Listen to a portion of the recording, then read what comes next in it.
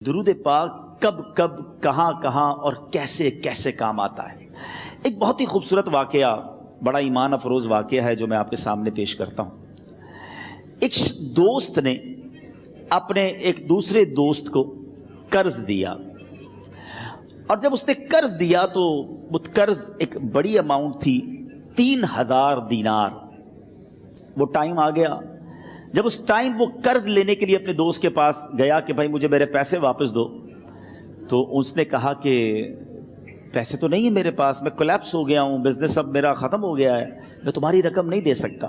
اس نے ایک اور ٹائم دے دیا اسے کہ ٹھیک ہے اب اتنے دنوں کے بعد میں دے دوں گا۔ وہ ٹائم بھی گزر گیا، اور جب وہ ٹائم بھی گزر گیا تو اس کے بعد اس دوست نے کہا کہ اب تو پیسے دے دو بھائی، میرا ٹائم پورا ہو گیا ہے۔ پھر نہ دے سکا ٹائم۔ آخر کار معاملہ جو ہے وہ کورٹ میں چلا گیا، قاضی کے پاس چلا گیا۔ اب قاضی نے جس کو پیسے دینے تھے اس کو بلایا اور کہا کہ بھائی آپ کو اس کے پیسے دینے ہیں؟ کہتا ہے ہاں پیسے تو دینے ہیں۔ تو کہا پھر دیتے کیوں نہیں ہو؟ کہا پیسے ہیں ہی نہیں، کاروبار ہی ختم ہو گیا ہے، قرضہ تو لیا تھا، اب میرے پاس بچا ہی کچھ نہیں ہے۔ تو کہا اچھا اب یہ بتاؤ کہ کب دو گے، کیسے دو گے؟ اس نے کہا بس میرے پاس پیسے ہی نہیں ہیں۔ تو کہا اب تمہارے پاس 30 دن کا ٹائم ہے، 30 ڈیز میں یا تو اس کے پیسے لوٹا دو یا 30 دن کے بعد تمہیں قید کر دیا جائے گا۔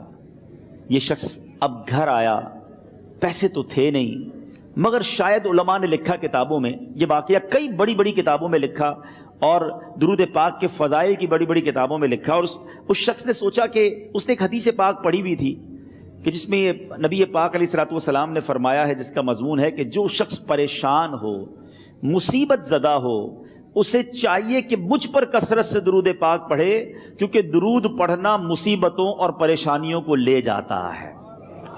اب اس عاشق رسول نے سوچا اور تو کچھ ہے نہیں، اب میں درود پاک پڑھنا شروع کرتا ہوں۔ صبح سے لے کر شام تک وہ درود پاک پڑھنے لگ گیا۔ 27 دن گزر گئے، only 3 days left، 3 دن باقی تھے قاضی کے پاس جانے میں۔ 27 دن گزر گئے درود پڑھتے پڑھتے۔ جب 28ویں رات آئی تو آنکھیں تو بند ہوئیں، مگر خواب میں اسے ایک آواز آئی، گھبراؤ نہیں، تمہارا قرضہ ادا کر دیا جائے گا، تمہارا مسئلہ سالو ہو جائے گا۔ صبح اٹھتا ہے، درود پاک پڑھ رہا ہے، مگر کہتا ہے یہ آواز سے تو مسئلہ حل نہیں ہوگا، پیغام کیا ہے اسے سمجھ نہ آیا۔ 28واں دن گزر گیا، 29ویں رات آ گئی، مگر اب آنکھیں بند ہوئیں اور قسمت جاگ اٹھی۔ نبی پاک صاحب لولاک صلی اللہ تعالیٰ علیہ وسلم خواب میں تشریف لائے، اور پیارے آقا صلی اللہ تعالیٰ علیہ وسلم نے فرمایا گھبراؤ نہیں، علی بن عیسیٰ وزیر کے پاس جاؤ، وہ تمہارا قرضہ ادا کر دے گا۔ اب یہ عاشق رسول صبح اٹھا تو ویری فریش، حشاش بشاش کہ اب تو کام ہو گیا، نبی پاک نے خواب میں آ کر بشارت دی ہے۔ مگر پھر ذہن میں سوال آیا کہ علی بن عیسیٰ کے پاس جاؤں گا تو ثبوت کیا ہے، پروف کیا ہوگا؟ میں جا کر اس کو کہوں گا کہ میرا قرضہ دے دو تو ایسے تو قرضہ نہیں دے دینا، اور میں نے اس کو کہا کہ مجھے نبی پاک نے خواب میں کہا ہے، اور اس نے اگر مجھ سے کوئی نشانی مانگی تو میں نشانی کیا دوں گا؟ آخری دن تھا، 29واں دن تھا، وہ بھی درود پڑھتے پڑھتے گزر گیا۔ 30th نائٹ آ گئی، صبح وہ دن ہے جب عدالت میں جانا ہے۔ اب اس رات پھر نبی پاک علیہ الصلوۃ والسلام خواب میں تشریف لائے، اور آقا علیہ الصلوۃ والسلام نے فرمایا کہ علی بن عیسیٰ وزیر کے پاس جاؤ، وہ تمہارا قرض ادا کر دے گا۔ کہ حضور چلا تو جاؤں گا، لیکن اگر وزیر نے مجھ سے کوئی نشانی طلب کی تو میں کیا جواب دوں گا؟ پیارے آقا علیہ الصلوۃ والسلام نے کمال کا ارشاد فرمایا کہ علی بن عیسیٰ سے کہنا کہ تم روزانہ فجر کی نماز کے بعد 5000 بار درود پاک پڑھتے ہو، یہ راز فقط تم جانتے ہو اور تمہارا رب جانتا ہے۔ اب یہ جب صبح اٹھا تو ایک نشانی بھی مل چکی تھی۔ عدالت میں جانے سے پہلے وزیر کے دربار میں پہنچ گیا، اسے یہ ڈر تھا کہ آج پیسے نہ لوٹائے تو سزا ہو سکتی ہے۔ جب وزیر کے دربار میں پہنچا تو وزیر اپنے مشیروں کے ساتھ بیٹھا تھا۔ کہا مجھے آپ سے بات کرنی ہے۔ کہا بتاؤ کیا بات کرنی ہے؟ کہا میں ایک پیغام لایا ہوں آپ کے لیے۔ اچھا کس کا پیغام لائے ہو؟ کہا میں نبی پاک جناب محمد مصطفیٰ صلی اللہ تعالیٰ علیہ وسلم کا پیغام لایا ہوں۔ وہ عاشق رسول وزیر تھا، کہتا بتاؤ میرے آقا نے کیا پیغام دیا ہے؟ کہ حضور میں 3000 دینار کا مقروض ہوں، آج آخری دن ہے اور میرے آقا نے مجھے بشارت دی ہے کہ آپ سے کہوں کہ آپ میرا قرض ادا کر دیجئے۔ علی بن عیسیٰ کہتا ہے کوئی ثبوت ہے آپ کے پاس؟ ہے کوئی دلیل بھی ہے آپ کے پاس؟ میں کیسے مان لوں کہ آپ کو نبی پاک علیہ الصلوۃ والسلام نے بھیجا ہے؟ عاشق رسول کہتا ہے خالی ہاتھ نہیں آیا، میرے آقا نے مجھے دلیل بھی عطا فرمائی ہے، مجھے ایک ایویڈنس بھی دیا ہے، اور پروف یہ ہے حضور کہ آپ روزانہ صبح فجر کی نماز کے بعد نبی پاک صلی اللہ تعالی علیہ وسلم کی بارگاہ میں درود و سلام کا نذرانہ پیش کرتے ہیں۔ جب تک 5000 کا عدد پورا نہیں ہوتا آپ اس وقت تک کسی اور سے بات نہیں کرتے، اور اے وزیر صاحب یہ رات صرف آپ کو پتا ہے اور آپ کا رب جانتا ہے۔ اللہ اکبر! وہ وزیر تو جس کو کہے نا جھوم اٹھا، ایسا عاشق رسول وزیر تھا جو روزانہ صبح 5000 درود پڑھتا ہو، اس کی تو عید ہو گئی نا۔ وہ کہتا ہے مرحبا یا رسول اللہ، میرے آقا نے میرے درود قبول کر لیے، اس سے بڑھ کر میرے لیے سعادت کیا ہوگی۔ اب یہ وزیر اپنے سیٹ سے اٹھتا ہے، اپنے کمرے میں جاتا ہے، تھوڑی دیر بعد واپس آ کر اس عاشق رسول کے ہاتھ میں 3000 دینار رکھ کر کہتا ہے حضور پہلے 3000 دینار تو نبی پاک کا حکم کی میں ادب سے بجا لاتا ہوں، میرے آقا نے جو حکم فرمایا یہ 3000 دینار آپ کو پیش کرتا ہوں، حضور ایک اور 3000 دینار لیجئے۔ میرے گھر آپ آئے، اتنی اچھی خبر سنائی، آپ نے قدم رنجا فرمایا، یہ 3000 اس کا نذرانہ ہے، اور ایسا کیجئے 3000 اور لیجئے، اس سے اپنے بچوں کے لیے کچھ چھوٹا موٹا کام شروع کیجئے، اور ایک وعدہ کر کے جائیے آج کے بعد زندگی میں آپ کو جب بھی کوئی کام پڑے میں آپ کا بھائی ہوں، مجھے یہ خدمت کا موقع دیجئے گا۔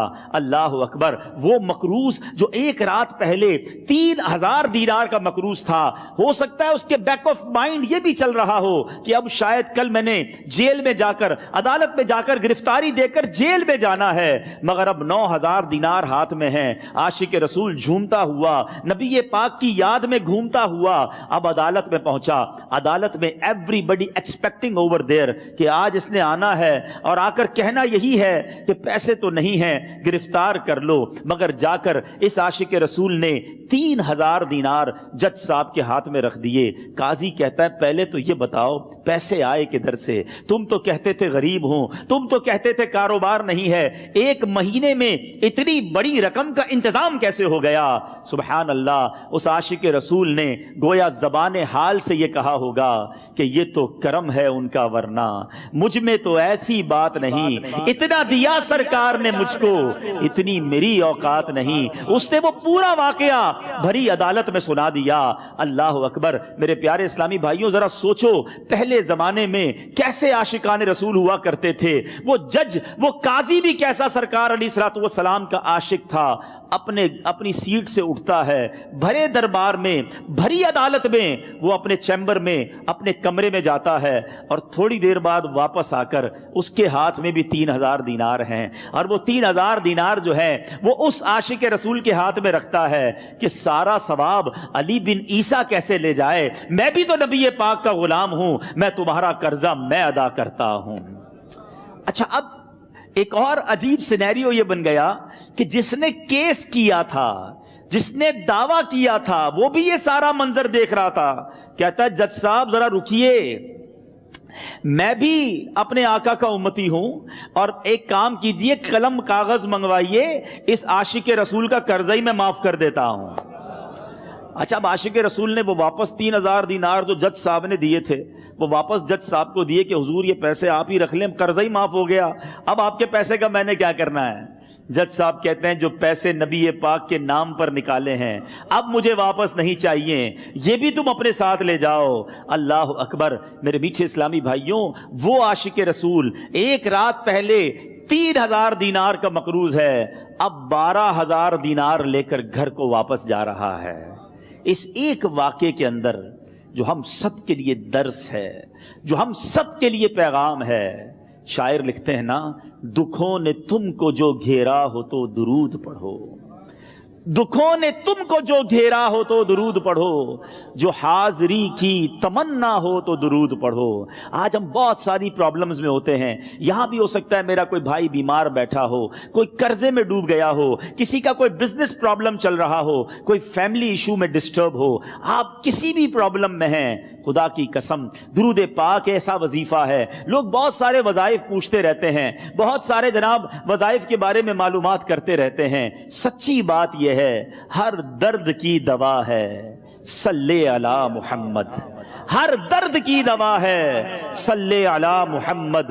तावीज़ हर बला है सल्ले अला मुहम्मद। तो खुदारा अपनी ज़िंदगी में दुरूद पाक को शामिल कर लीजिए और आप बिलीव करें, जब आपने कसरत से दुरूद पाक पढ़ने शुरू कर दिए, आप अपनी आंखों से देखेंगे आपके प्रॉब्लम दूर हो रहे हैं, आपकी सेहत अच्छी हो रही है, आपके कर्जे उतरने शुरू हो गए हैं, रोजगार में आपके बरकत होना शुरू हो जाएगी।